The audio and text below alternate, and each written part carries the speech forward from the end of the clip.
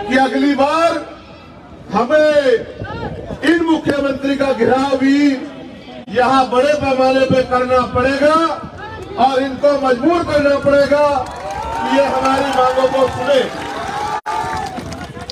हमारी सबसे प्रमुख मांग है 22,000 से ज्यादा मामले एससी के यहाँ लंबित है। एससी आयोग का गठन यहाँ हो जाना चाहिए था। सरकार की नजरों में ये कोई बड़ी समस्या नजर नहीं आई, इसलिए उन्होंने आयोग का गठन नहीं किया। हमारी मांग है कि वो जल्दी से जल्दी एससी आयोग का गठन करे। एससी, एसटी, ओबीसी और मुस्लिम छात्रों को जो छात्रवृत्ति मिलती है, जिनमें हमारे महापुरुष चाहे संत गाडगे जी महाराज हो, चाहे बाबा साहब अम्बेडकर हो, उन्होंने ये कहा है कि शिक्षा श्रेणी का वो दूध है जो पिएगा वो दहाड़ेगा। संत गाडगे जी महाराज ने तो यहां तक कहा कि अगर थाली ना हो तो हाथ में रख के खाना, मगर अपने बच्चों को जरूर पढ़ाना। एक तरफ सरकारी स्कूल है जहां पढ़ाई के नाम पे मजाक हो रहा है, एक तरफ प्राइवेट स्कूल है जिनकी महंगी फीस है, फिर भी जो छात्रवृत्ति हायर एजुकेशन में या प्लस टू के बाद हमारे लोगों को मिलती थी या इससे नीचे की क्लास में मिलती थी, जिसका 60% पैसा केंद्र सरकार देती है और 40% पैसा राज्य सरकार देती है, उस छात्रवृत्ति को इनकी लापरवाही के कारण छात्रों को नहीं दिया जा रहा है। मेरे आज भी याद है, मैं घर पर था, सहारनपुर बक्सर का एक बच्चा मेरे घर पहुंचा। उसने मुझसे कहा कि मुझे क्रेडिट कार्ड का लोन हमने लिया था, पढ़ाई के बावजूद भी रोजगार नहीं मिल पा रहा है, बैंक वाले लोग मेरे घर के चक्कर लगा रहे हैं, मेरे घर की कुर्की के आदेश दे रहे हैं। वो रोने लगा और मुझसे कहने लगा कि भैया आप मेरी मदद कराओ, आप मुख्यमंत्री से ये अपील करो, आप उनसे ये निवेदन करो कि जो बच्चे क्रेडिट कार्ड के पैसे नहीं चुका पा रहे क्योंकि रोजगार नहीं मिला है, जैसे अन्य लोगों का कर्ज माफ होता है, अगर वास्तविकता में मुख्यमंत्री जी या उप मुख्यमंत्री जी हमारे बारे में चिंतित है तो उस कर्ज को माफ करने का काम करे या फिर हमें रोजगार देने का काम करे। तो मैं ये कहना चाहता हूं, वास्तविकता में सरकार बहुजनों की है तो छात्रवृत्ति का पैसा अन्य मदों से लाकर उस पैसे को हमारे बच्चों के लिए देने का काम करे और क्रेडिट कार्ड का जो लोन का जो पैसा है उसको माफ करने का काम करे। पूंजीपति सरकारों के जो मित्र हैं, जो सेंटर में बैठे हैं, वो अपने लोगों का लाखों लाखों करोड़ का कर्ज माफ करते हैं। आप अपने बच्चों का कर्ज नहीं माफ कर सकते तो फिर ये सरकार हमारी कैसे? हमारी ये भी मांग है कि बड़े पैमाने पे एससी के लोग, एसटी के लोग जो रोजगार के रूप में ताड़ी का काम करते हैं, तो ताड़ी को कृषि का दर्जा मिलना चाहिए, जिससे कि उनको रोजगार मिले और कोई आय का साधन खड़ा हो।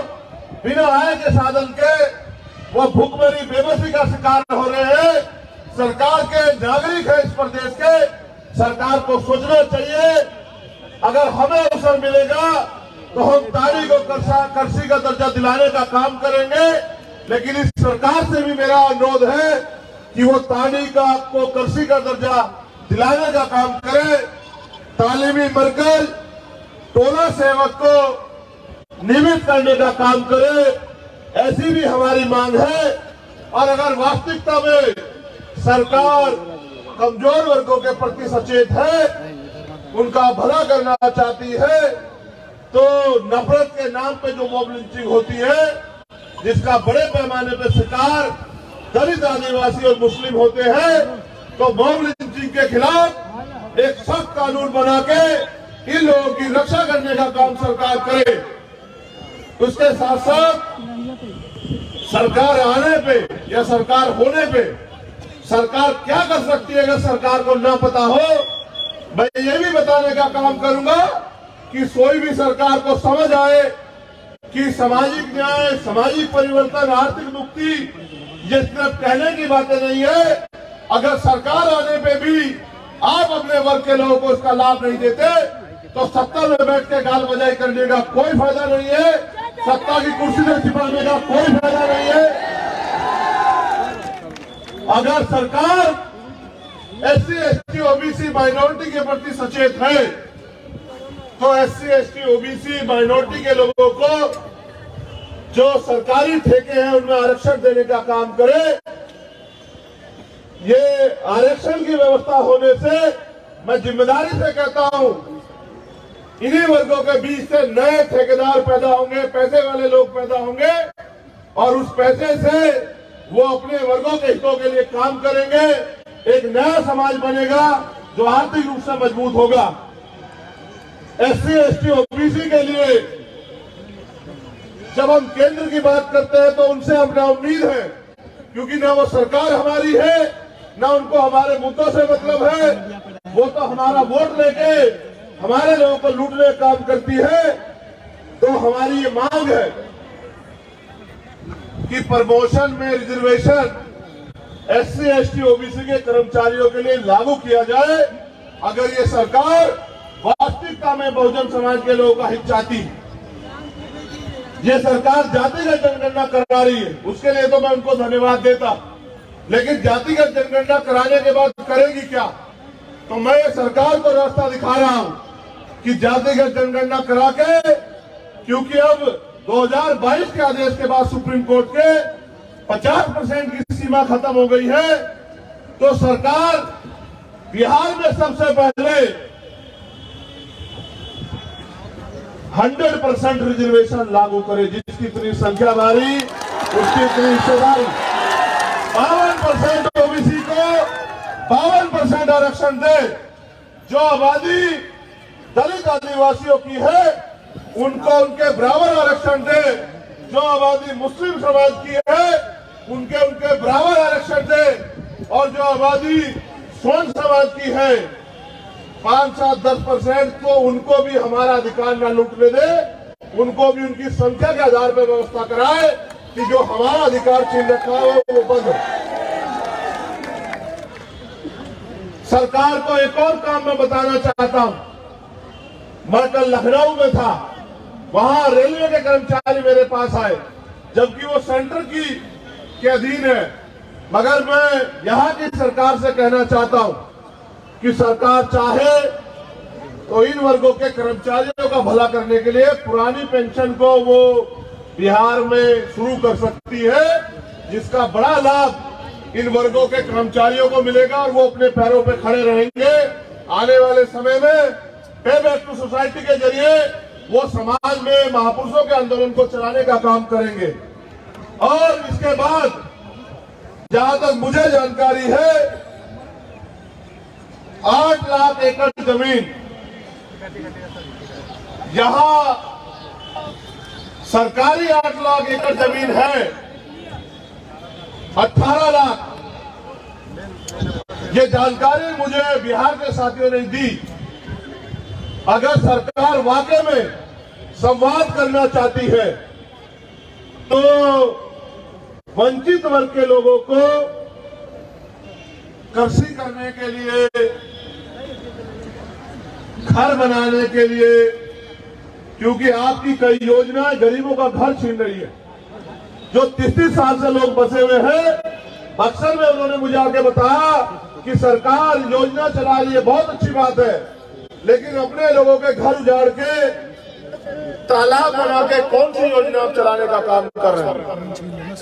इसलिए अगर सरकार करना चाहती है, आज आपके पास मौका है। उस जमीन को, क्योंकि हमने उत्तर प्रदेश में देखा है, मान्यवर काशीराम साहब कहते थे कि जो जमीन सरकारी है वो हमारी है, तो उस जमीन को गरीबों में बांटने का काम करे, जिससे ये गरीब खेती या अन्य कोई रोजगार करके अपने पैरों पे खड़े हो। आपके पास मैंने कई रास्ते आपको दिखाए।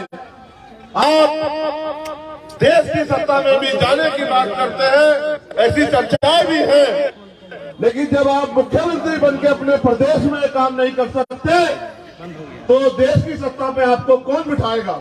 यही वर्गों के लोग वोट के आधार पे वोट देके तय करते हैं कि देश की सत्ता पे कौन बैठे। ये ठगे गए हैं, लेकिन अब भीम आर्मी आजाद समाज पार्टी के जरिए हमारे नेता कार्यकर्ता गांव गांव जाके हमारी मां बहनों को, बुजुर्गों को, नौजवानों को समझाने का काम कर रहे हैं। अब ये ठगे में नहीं आएंगे, अब हम मानेंगे नहीं। ये लड़ाई हिस्सेदारी की है। तो मैं आपसे अपील करता हूं कि यहां से जाने के बाद मेरे साथियों सोना मत। हमारे नेता भाई जौहर आजाद जी, अनिल प्रधान जी, रवि कुशवाहा जी, अमर ज्योति जी, अबूजर खान जी और तमाम नेता, निशान जी, वो सब लोग, अमित पासवान जी बहुत मेहनत करते हैं, आपके बीच में रहते हैं, हर अन्याय का सामना आंख से आंख मिला के करते हैं, आपकी आवाज को उठाते हैं। उनके हाथों को मजबूत करने का काम करना, उनकी ताकत बनने का काम करना, उनको आगे बढ़ने के लिए उनके साथ खड़े रहना, तो आपके अधिकारों पे कोई डाका बिहार में नहीं डाल पाएगा, ऐसा मेरा मानना है। इन मांगों के लिए हम सरकार को 1 महीने का समय देते हैं। सरकार के पास 1 महीने का समय बहुत है। अगर 1 महीने के अंदर सरकार इन मांगों को नहीं मानती है, हमारे प्रदेश अध्यक्ष तो अभी से तैयार बैठे हैं, वो तो 20 मार्च कह रहे हैं कि 20 मार्च तक अगर सरकार हमारी मांगों को नहीं मानेगी तो हम बिहार में जेल भरो आंदोलन शुरू करेंगे, लेकिन अपने लोगों के अधिकारों को अब किसी को डकार में ठगने नहीं देंगे। मैं यहाँ पहुंचा हूँ इस उम्मीद के साथ कि बिहार में भी आप लोग अपने पैरों पे खड़े होंगे। आपके पास रास्ता है मेरे साथियों, आपको ये तय करना है कि आप बैसाखियों के सहारे रहोगे या अपने पैरों पे खड़े होंगे। बैसाखी आपने इतने दिन देखी, बताओ आपकी जिंदगी में क्या बदला? और अगर नहीं बदला है, बदलना चाहते हो तो फिर जमीन पे जाके काम करो। मुझे आपसे बड़ी उम्मीदें हैं, क्योंकि बिहार की धरती बड़ी क्रांतिकारी धरती है। बिहार से जो क्रांति आंदोलन चलते हैं वो देश की सत्ता को पलट देते हैं। मैं भी उम्मीद करता हूं कि बिहार के साथी अपने हक अधिकारों के लिए यहाँ भी अपने पैरों पे खड़े होने का काम करेंगे। और मुझे उम्मीद है कि जो गरीब के बेटे मैंने यहाँ अपने प्रतिनिधि के रूप में आपके बीच भेजे हैं, आप उनके हाथों को मजबूत करने का काम करोगे। आप यहाँ आए, इस गर्मी में भी अपने साधनों से आए, यहाँ डटे हुए हो, मैं आपका दिल की गहराई से धन्यवाद करता हूँ।